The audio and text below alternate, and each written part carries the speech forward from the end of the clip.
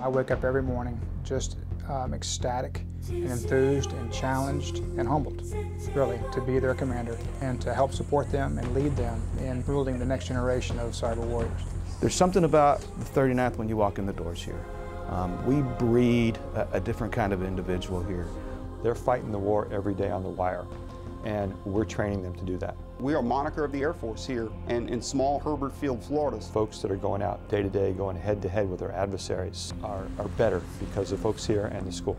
The fact that we are not only a cyber schoolhouse but an information operations schoolhouse on both levels speaks volumes to the 39th. It's an area of continuous learning, so every day is a game changer. I know that what I do here will almost directly impact the warfighter. It's all about defense of the nation. We're producing warfighters. It's probably the coolest part of our mission. It really gives you a sense of accomplishment, like you really have a purpose, not only for the Air Force, but for your country. The way that cyberspace is headed, I think that'll be very important in the future, and I'm glad to be a part of that. We're family. I look at it as we're a family, and you know, we want to be able to support each other as much as we can. It's very important to the mission here that passion and that vision exists in this squadron. We are very innovative in the way we do things and the way we think. And to be able to teach a myriad of different students from different backgrounds is really what makes the 39th unique from other schoolhouses. It's great to hear their insight, and it's making me a better airman. I like what I do, I really do, and I like to talk about what I do, what I can talk about anyway. We are on the leading edge of cyber. I go home every day a very satisfied individual with what I do here at the 39th. I'm going to take this information, take it back to my unit, and day in, day out defend the Air Force gig and play my part in defending the Air Force network. You are the fighter pilot of tomorrow, and I absolutely believe that. We're here at Hurlburt Field, Florida, home of the 39th Information Operations Squadron, the Air Force's premier information operations and cyber training unit. From the president to the SecDef to the chief of staff on down, they've all said that while this fiscally strained environment is getting cut left and right, cyber's on the upswing.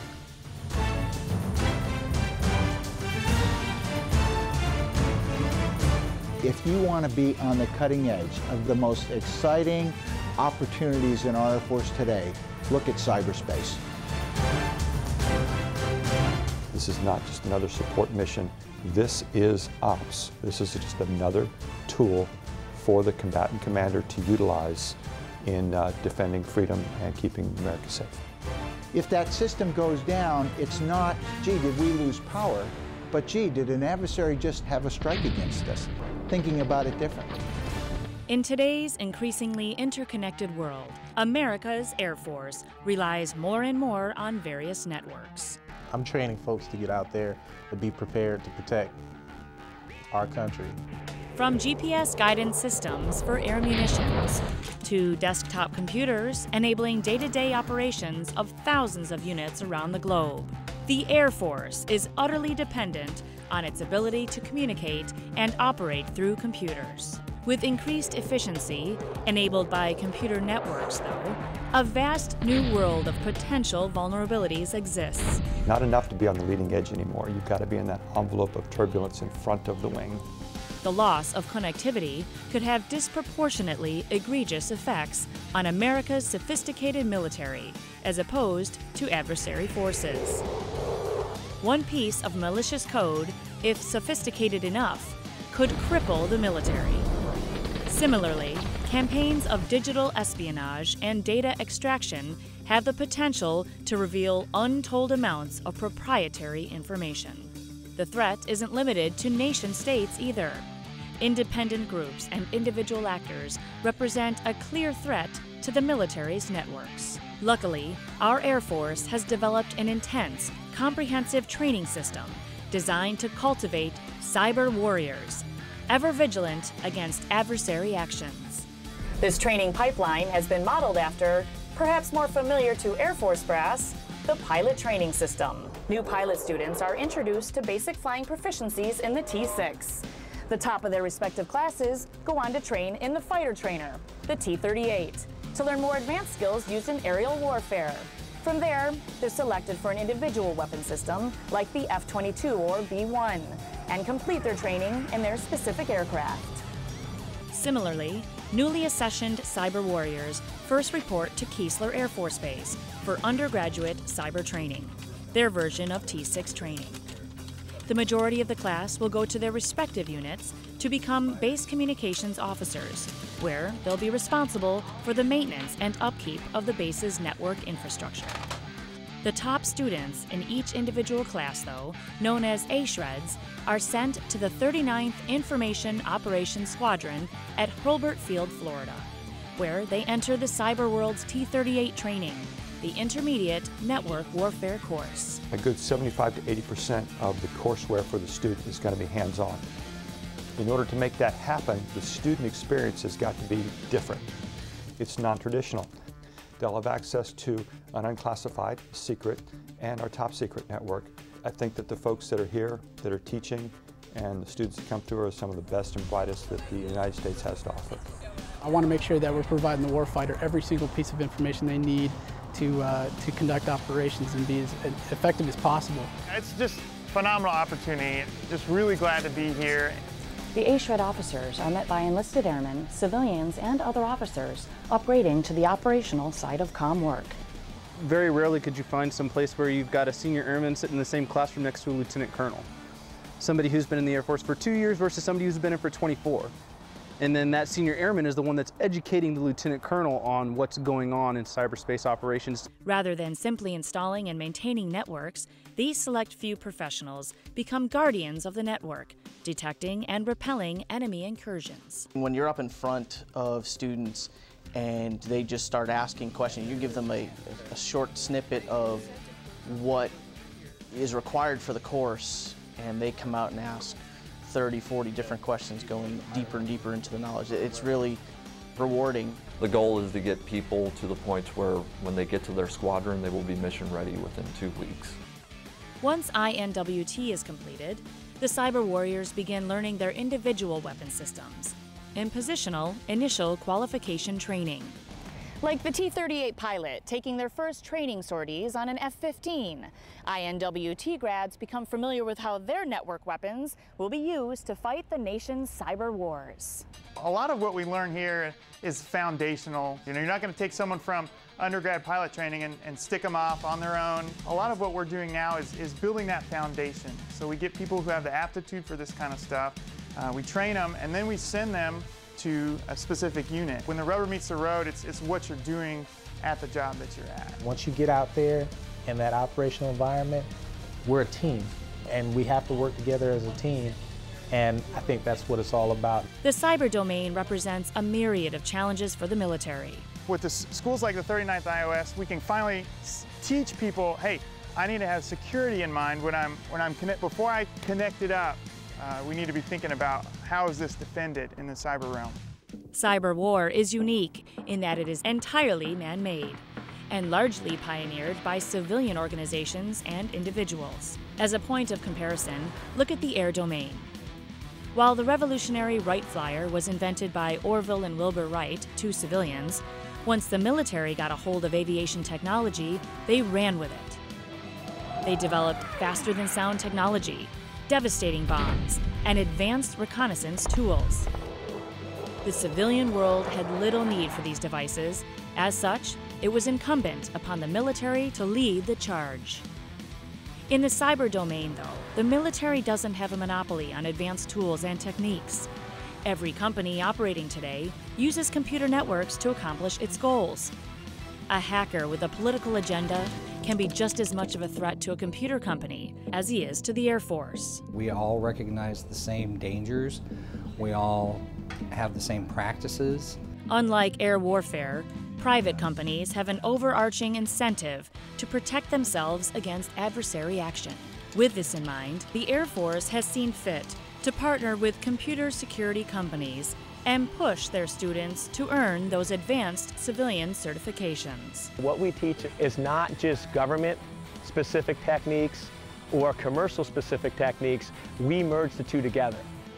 One such company is the SANS Institute.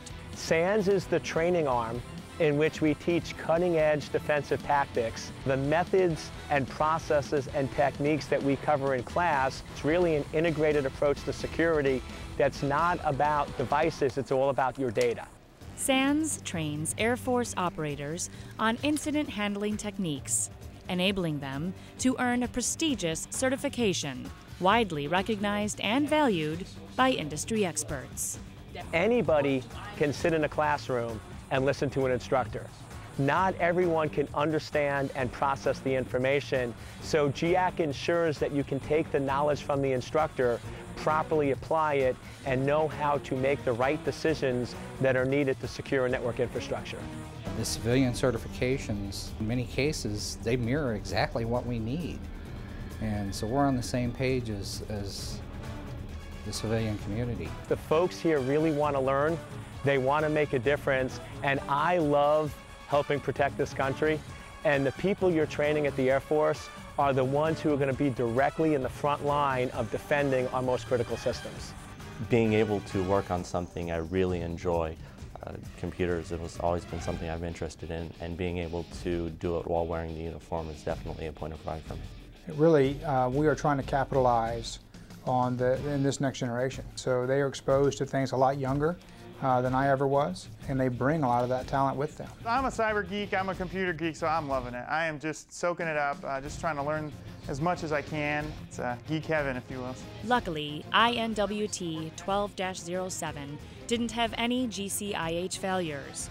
However, most classes aren't so fortunate. Most of the time, a student is just a little bit off. Sometimes a student completely missed the mark. So we have to tailor our instructor approach based on where the student is, what the student achieved as far as a score on that particular test. The training review panel is not a disciplinary panel. We here at the 39th want to ensure that the students that are getting the instruction get the best possible instruction available. The 39th has developed a strict system that pushes students to their limits and ensures only the highest caliber cyber professionals make it to the front lines of the cyber battlefield. Our standard here at the schoolhouse is 85%, so it's a little bit higher standard. We're here to try to get the student from the failing point to the passing point. Following months of hard work, INWT 12-07 finally graduates. Worked really hard for this. I can't wait to just move forward. It feels good. It's been the end of a pretty intense, long 9 weeks, and just glad to be finished. Excited for our whole class. We've been through a lot, and it's great to be done. Their work is far from over. Lean on your teammates. As with many things in the military, this schoolhouse is about who you're with and going through struggles and overcoming those struggles and ultimately coming together as a team. It's a little bit challenging at times, but we definitely come together as a class and help each other out. Now that they're all equipped with the basics of network warfare, these new cyber warriors have to learn how to operate their specific weapon systems. The things that we'll learn in these next couple weeks will apply on a day-to-day basis, and having that specialty to have those one-on-one instructors that have been to those squadrons and know what they do on a day-to-day basis is a great opportunity to set us up for success in the future. The class will break up, with everyone going to their unit's PIQT. The positional IQT courses were identified to take a training burden off of the receiving units so that they can be full-on cyber warriors when they actually arrive at their units. 3 of the students have now transitioned to their operational unit here at the 92nd Information Operations Squadron in San Antonio, Texas. This next generation of cyber warriors is now on the job after a rigorous journey through the cyber training pipeline. It's been great. We got some of the smartest people in the world here at the 92nd, and so basically, I'm still learning. You know, I went through training and I've got a lot of technical knowledge, but there's folks here, civilian, military, that are awesome folks to talk to and work with, to learn a lot and to accomplish the missions. I think it's been more than what I thought it was going to be, being able to work with folks that are nothing short of genius. The unit was real welcoming.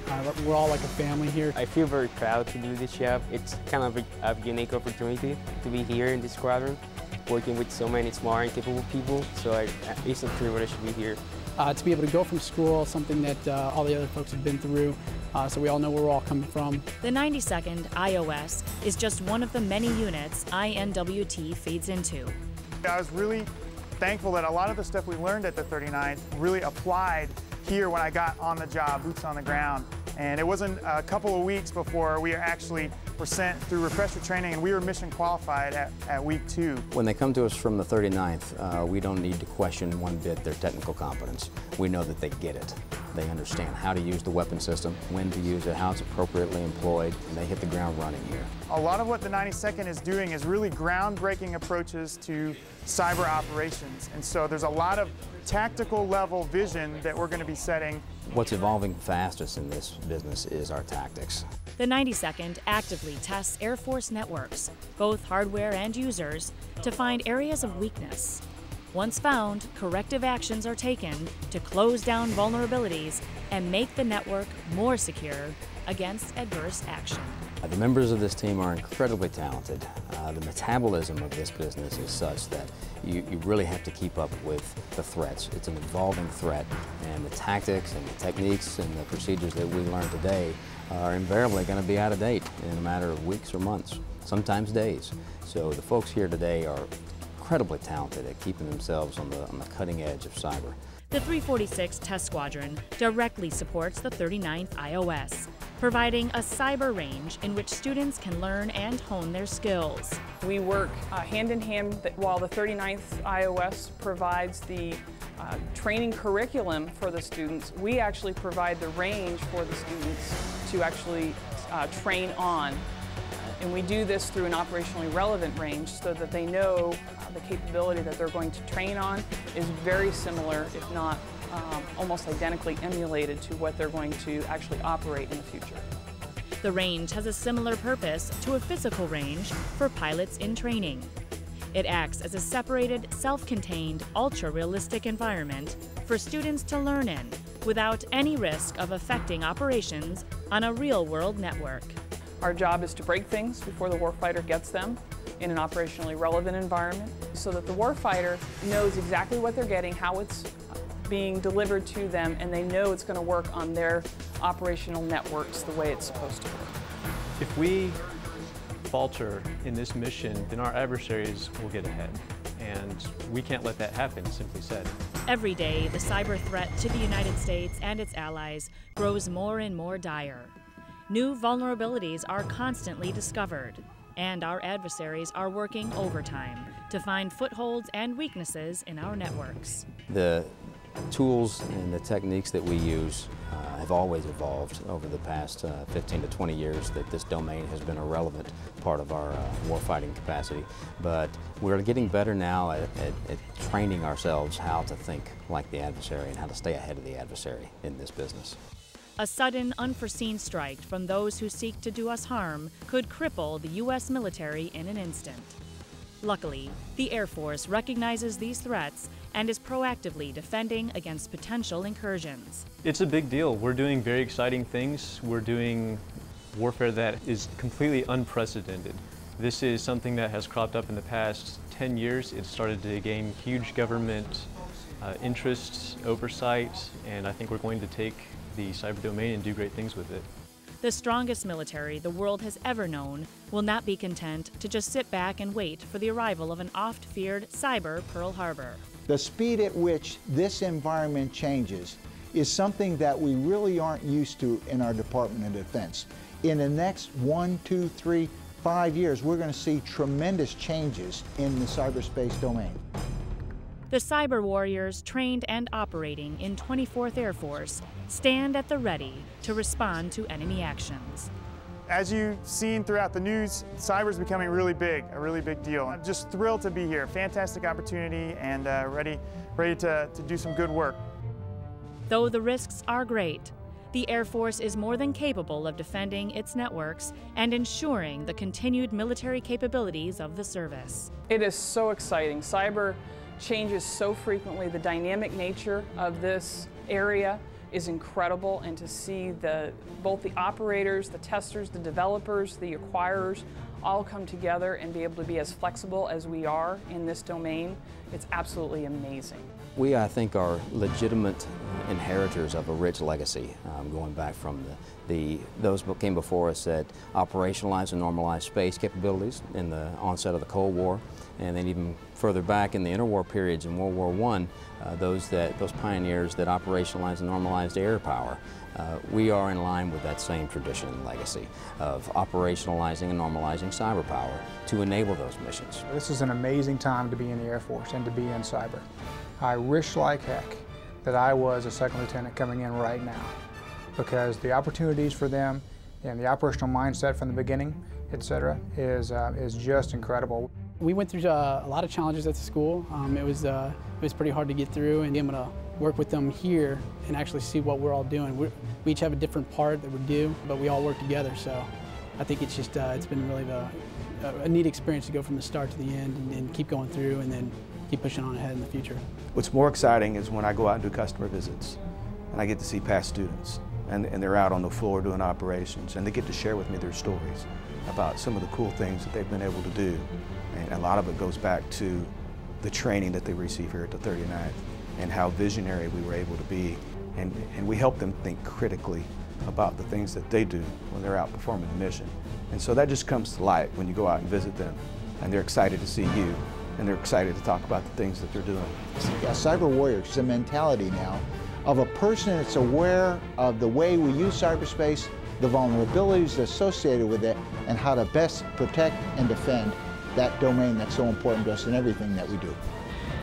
The U.S. military has taken great care to prepare for a potential cyber conflict. And no force in the world is better postured to fight and win the cyber war.